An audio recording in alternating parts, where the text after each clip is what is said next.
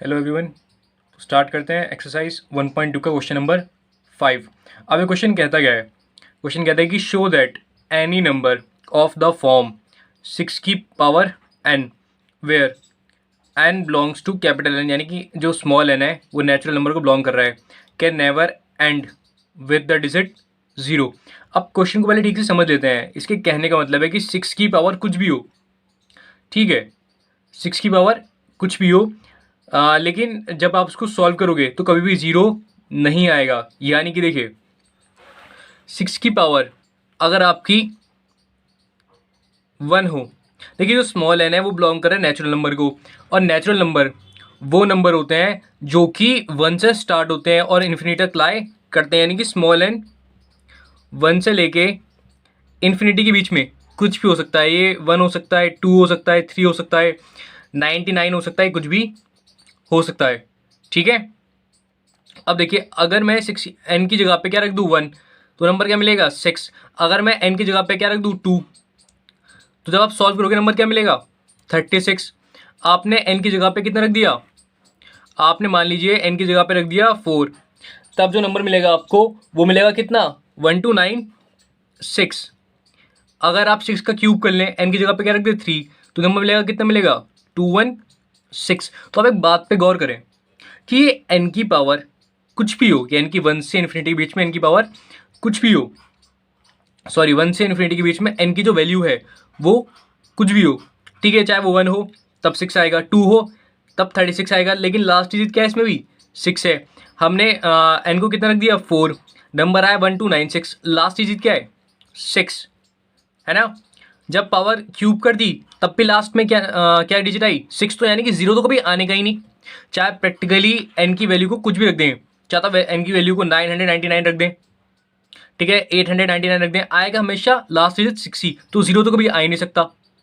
अब जीरो क्यों नहीं आ रहा, मैं आपको ये रीजन भी समझा देता हूँ। देखिए हम वो नंबर लेते हैं जिनमें लास्ट में जीरो आता है, जैसे कि 20 है, इसकी लास्ट डिजिट में जीरो आ रहा है, ठीक है। आप इसका प्राइम फैक्टराइजेशन करिएगा तो नंबर हमको ये मिलेगा 30। इसका प्राइम फैक्टराइजेशन करिए 40, प्राइम फैक्टराइजेशन करिए इसका भी,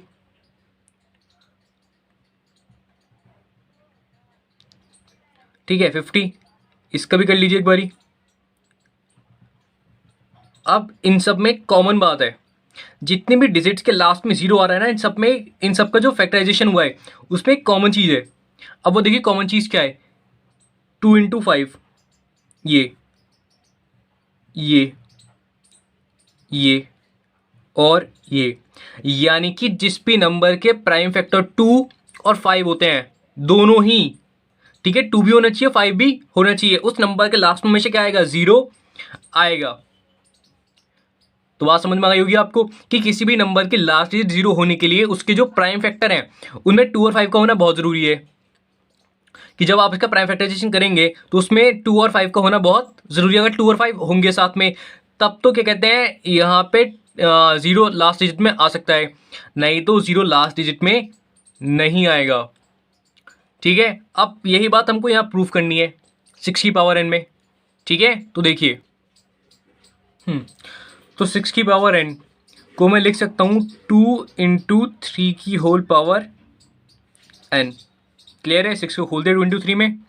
अब देखिए अगर आपको याद हो तो एक हमने लॉ पढ़े थे छोटी क्लासों में जिन्हें हम लॉ ऑफ एक्सपोनेंट्स कहते हैं। अगर आपको लॉ समझने हो तो आप मुझे कमेंट सेक्शन में लिख सकते हैं, मैं आपको सारे लॉ समझा दूंगा, ठीक है। उसमें एक लॉ ऐसा है कि अगर a × b की होल पावर m हो तो ये पावर ब्रेक हो जाता है a की पावर m और b की पावर m में। यहाँ मैं इसी लॉ का इस्तेमाल कर रहा हूँ, तो यानी कि यहाँ पे 2 × 3 की होल पावर कितनी है n, तो एक खुल सकता है 2 की पावर n × 3 की पावर n में, यानी कि 6 की होल पावर n का जो प्राइम फैक्टर्स मिले हैं वो मिले 2 की पावर n इंटू में 3 की पावर n। अब आपको एक बात क्लियर है इन प्राइम फैक्टर्स को देख के कि यहाँ पे तो 5 आ ही नहीं रहा। अगर यहाँ पे 5 नहीं आ रहा तो क्या कहते हैं ये इस नंबर की यानी कि 6n की वैल्यू कुछ भी हो, ऊपर n की वैल्यू कुछ भी हो, कभी भी ये वाला जो नंबर है हमें कभी भी कोई ऐसा नंबर नहीं देगा जिसके लास्ट में क्या आता हो जीरो आता हो। क्लियर है, हम ये चीज़ अब लिख देंगे यहाँ पे क्लियरली, 5 की power n is not a factor of 6 की power n, hence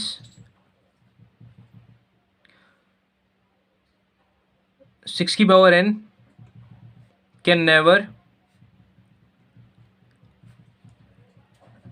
end with 0।